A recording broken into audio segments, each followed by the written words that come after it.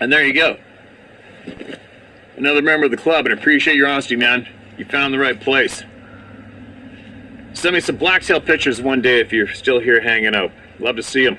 I loved to hunt up there one time. I was on Kodiak, Afoganac Island. Man, there's blacktail everywhere. I always thought I'd want to go back there and hunt them one day.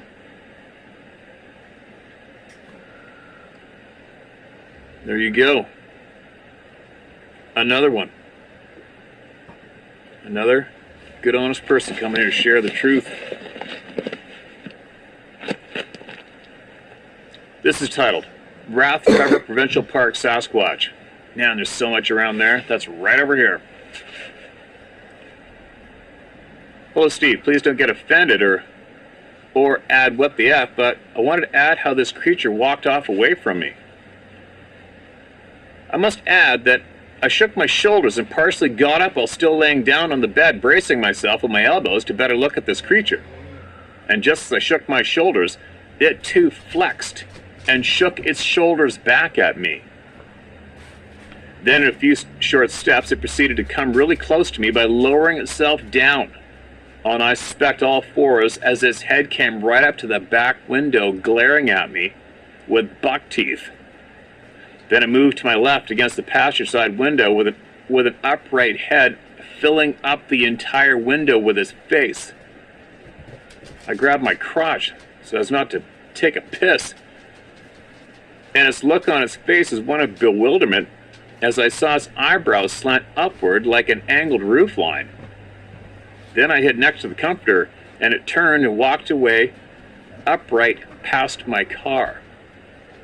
I vowed never to camp again. For the last 19 years, I'd done just that. I never felt so alone and helpless as I felt that night.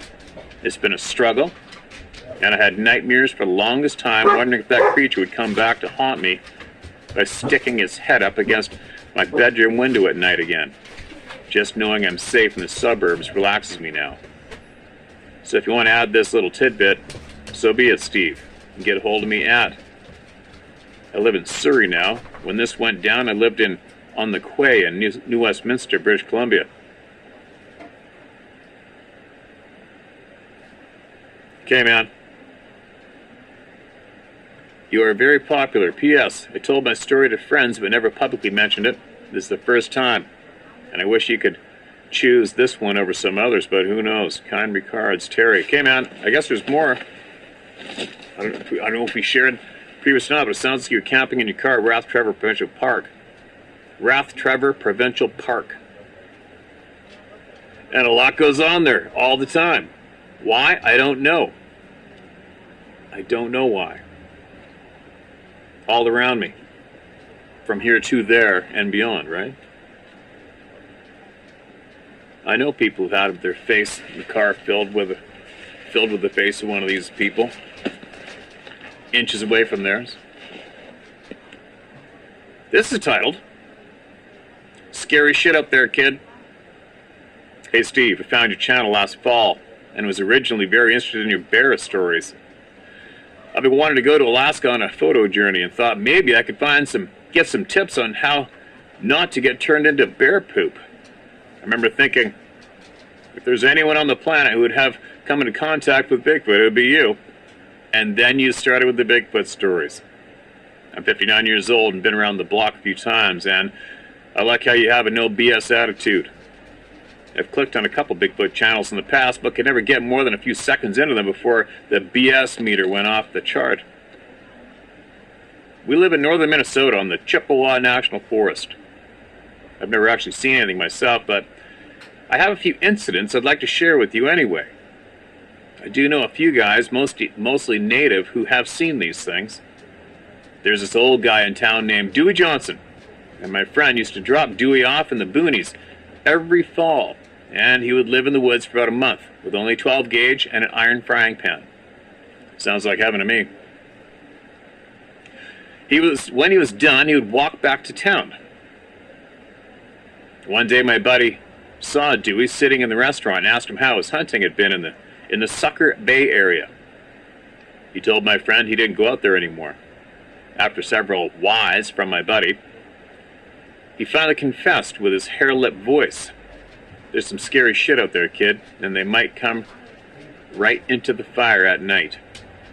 He did not elaborate on what he'd seen or what scared him so badly that he never went into the woods again. Obviously, this doesn't give us the warm fuzzies when walking into our deer hunting area in the dark. Anyway, this same friend, Randy, who is Chippewa, and I were back in the woods about a mile one day, rattling for whitetail. That means smashing antlers together for all you non-hunters. Could be effective. It had just snowed about half a foot. When walking back to the car, we saw some bear tracks join our trail and were heading out the same way we came in. They had just logged some of the area recently, and when we came out to a landing area, which was a circle about 40 yards across, flat as a pancake with fresh snow, the bear tracks stopped right at the edge. They stopped. There were no trees around, but we started looking up anyway to figure out where this thing disappeared to. It's still a mystery. But we warn everybody to be, but we warn everybody to be aware of the flying bears. This was probably about 15 years ago. A few years ago, I was walking on the same trail and I started getting the EBGBs. A wave of paranoia swept over me, and here I was on a sunny fall day, about 2 in the afternoon, with a fully loaded 30-06 in my hands, and I told myself I was being silly. I took another step, but I couldn't shake the feeling. So I said out loud, "Okay, I'm leaving. This area is yours." And then finally, sorry to ramble on here, the last fall I was hunting near a swamp we called Death Valley. And the brush is very thick for about 100 yards near the edge of this thing.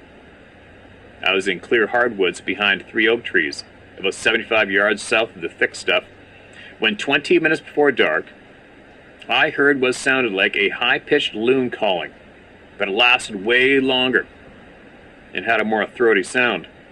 And then another one started doing the same thing about 150 yards west of me near a beaver dam. These two went on and on until dark. I should have been scared, but I was actually trying to see what the hell was making that noise. It was close enough that it seemed I should be able to see it. And this is about 2 miles from the bear track spot. I've been in the woods all my life and I've never heard anything like this. I've heard lynx scream, been in the middle of a pack of wolves howling, heard rabbits scream, etc., but never heard anything remotely like this. I never did see anything. Then a few days later, Randy was hunting across the road from the bear track spot, and I was about a mile from him. And it was one of those nights you could hear a mouse 50 yards away. And we met at the Jeep after dark. And the very first thing he asked me was if I heard it. I said I hadn't heard anything. He said just before dark he heard this knocking sound west of him near Death Valley. He said it sounded just like someone taking a baseball bat and whacking it against a tree, over and over. He got out of his stand, and the sound was then coming from the northwest. And as he was walking east towards the road, the knocking was coming straight north of him. I said, "That's weird," and didn't really think much about it until I was in a hotel room the next week. I work in Alabama and Georgia, and decided I'd Google tree knocking. And as you can imagine, I hit the jackpot for Bigfoot stories, LOL. When I told Randy what Google said the knocking was, he didn't think it was too funny. I've had several weird things happen through the years, and after listening to some of your stories, some things are starting to add up. Like things hitting the house so hard it rattled the windows. This area has a rich history of weird stuff going on, and we even have a lake called Lake Windigo, which itself is on Star Island in Cass Lake. I won't get into how the lake got its name, but it's also some scary shit, kid. Thanks for listening. Dale Church, Cass Lake, Minnesota. Dale, appreciate you coming forward, my man. And there is some scary shit out here. Big time. Always has been, always will be.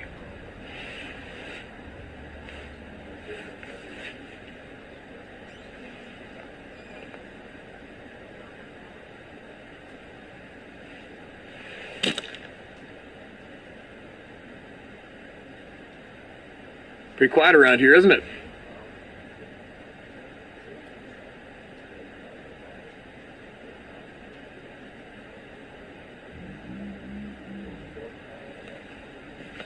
Pretty quiet around here.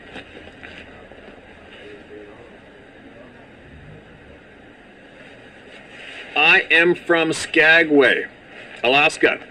Story about Liard River Hot Springs. Been there many times, and I got some stories about there too.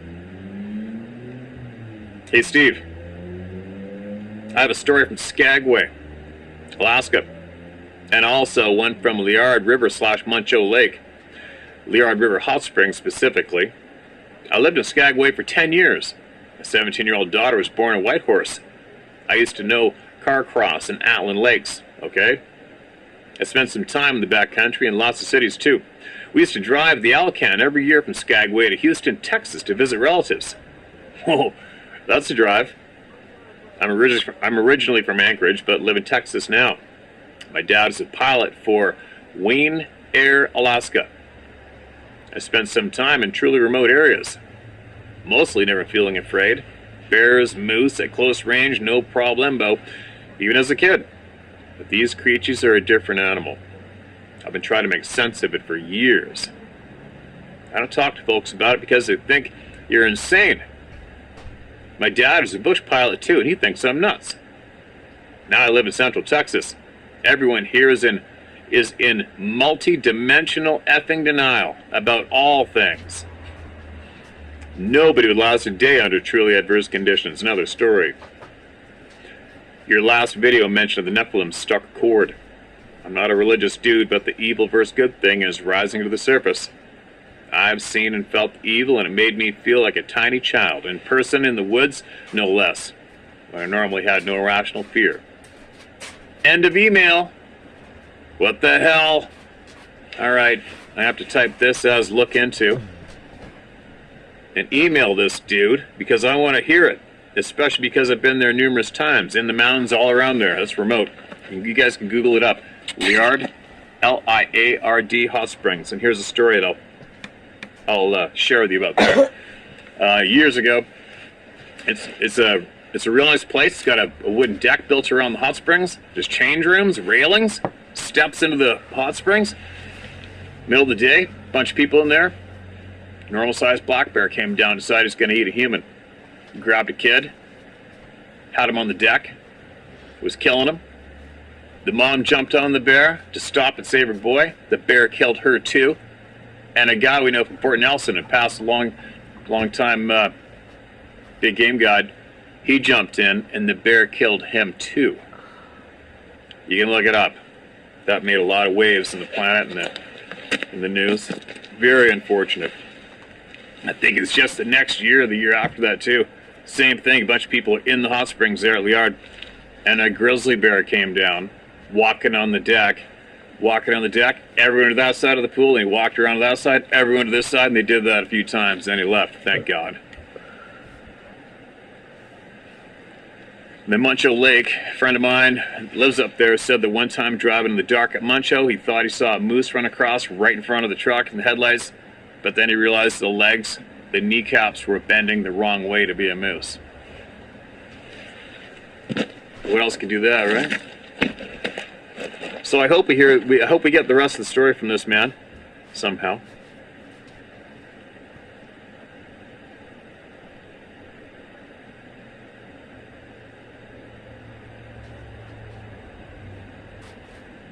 Here we go. Who's next? Man, it's quiet here, isn't it? Really. How Bella Coola Sasquatch hunts for himself. This ought to be interesting. Hands freezing. Hey Steve.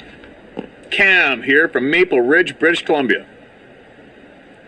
Relaying an incident my cousin had approximately 15 years ago in Bella Coola. He and a co-worker were working as arborists sent by their company to survey a portion of forestry land and needed road access through a native band's land reserve for access. Time of year would probably be in spring, early summer. Just as I said, it was quiet. A helicopter.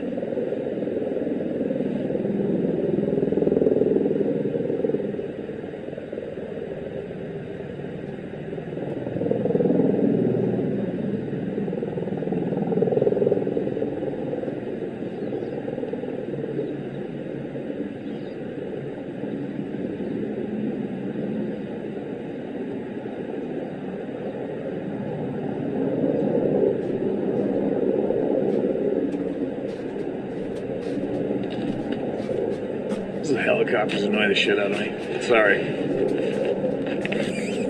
Just had to pause and wait and see if he's going to come right over top of us to get louder or not. Sounds like he's going by down the valley. Due to the fact they needed access to the land, the contract included they hire a native band member to act as a guide and accompany them through the area. 3 men, now in total, headed up in the 4x4 service vehicle to the contract area they needed to survey. Once they arrived to the land contract, they started walking the roads, surveying the area, doing their thing, and not too long after, they came upon a deer carcass. This deer had been gutted by what he said was without a knife. The deer had been ripped open, hung in a tree with a branch stabbed through its neck at approximately 12 feet high.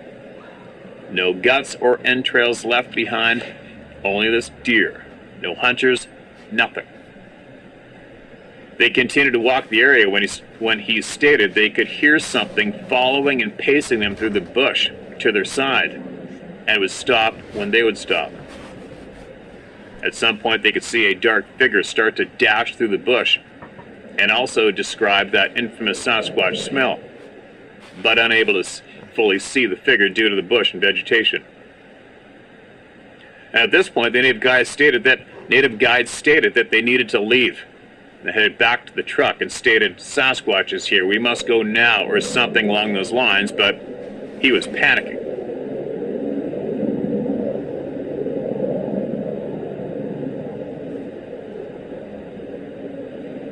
Why is there a helicopter almost every frickin' time, right? My cousin and his co-worker, who were young men at the time, full of testosterone and stupidity, decided it was a better idea when they got back to the truck to retrieve their 12-gauge shotguns they carried for bear protection and give whatever was flanking them a chase, in which they did, against the wishes of the guide who locked himself inside the truck. They ran back up this access road, and sure as shit, this thing was there, and they gave chase. He said this thing would run just out of sight, but they would see flashes of black as it ran as if it was playing with them.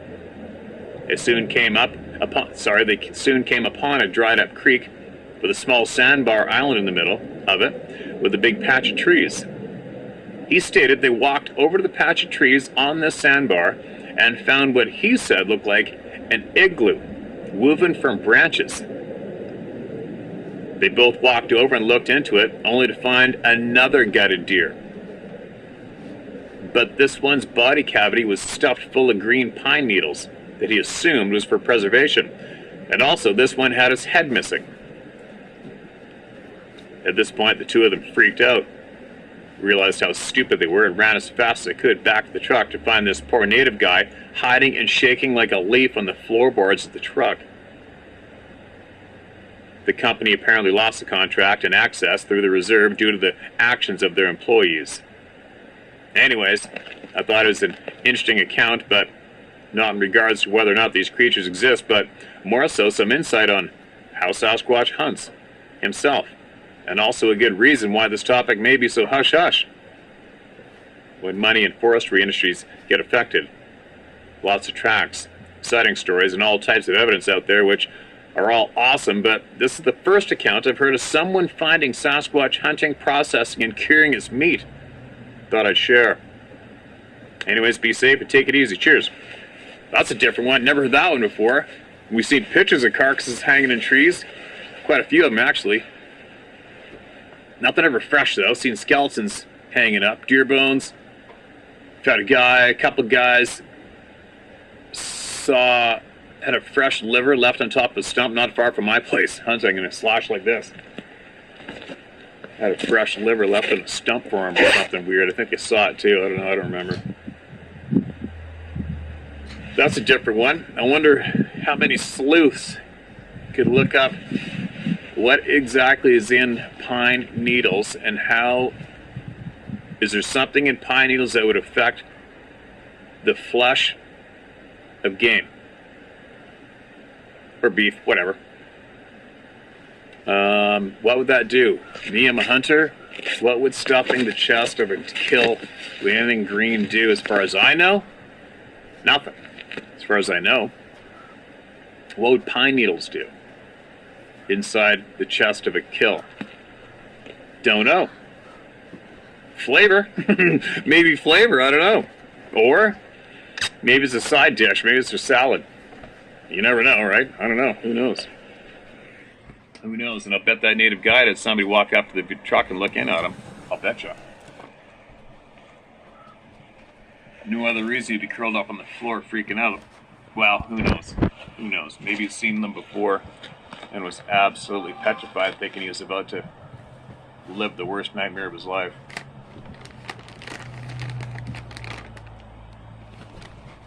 Anyway, I'm gonna go. I'm gonna drive out of this road, hit the main logging road. And I'm gonna head her farther up the valley and see what I can see, just because I've never gone there. And then I will probably head home. It's weird over here, and it really sucks in the island with the gates. There's gates everywhere. Some embarrassing deal was made years ago, making all of this land that you can see everywhere considered private land for some frickin' logging company. And there are gates everywhere. And if you're not out by, I don't know what time it is, 6 o'clock or something, they shut the gate. Can't get out till the morning. It's so cringe. It's just so cringe. Gates. Cringe. All these mountains, all these forests belonging to a company. Kiss my ass. Scumbags. Scumbags! Share my story, howtohunt.com. Get it to us. If you want to throw it down in a subscription for, I don't know, for this month or